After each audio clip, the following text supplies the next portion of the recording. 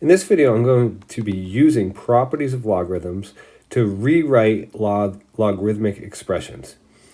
In the first two problems, I'm going to be expanding logarithmic expressions. And in the last two, I'm going to be condensing logarithmic expressions. So, depending on what the goal is, it's sometimes useful to expand a logarithmic expression.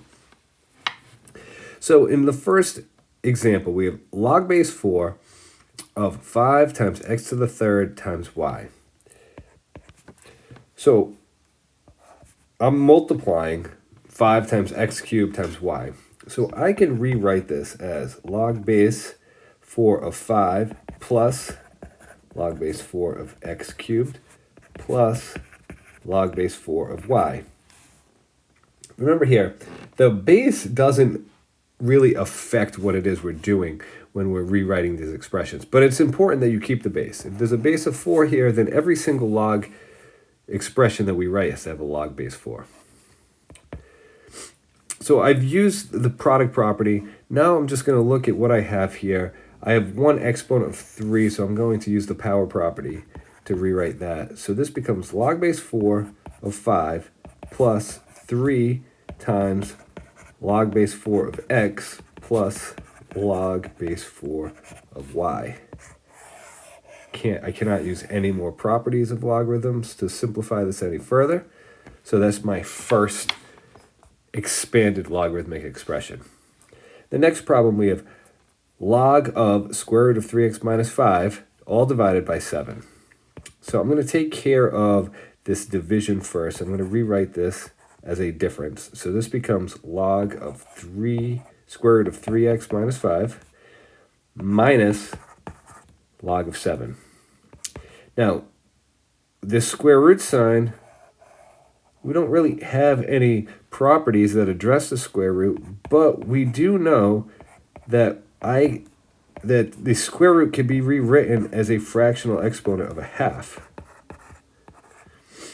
Once we've done that, now we can see that we could use the power property and bring that out front and now have a half times the log of 3x minus 5 minus log of 7. So let me box this in as our answer for that particular problem.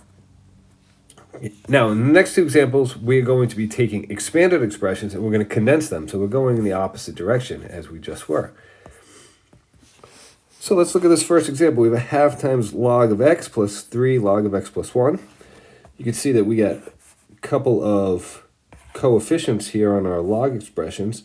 And when we have a coefficient, we can use the power property in reverse and bring that back into an exponent. So this becomes log of x to the half power plus log of x plus 1 to the third power.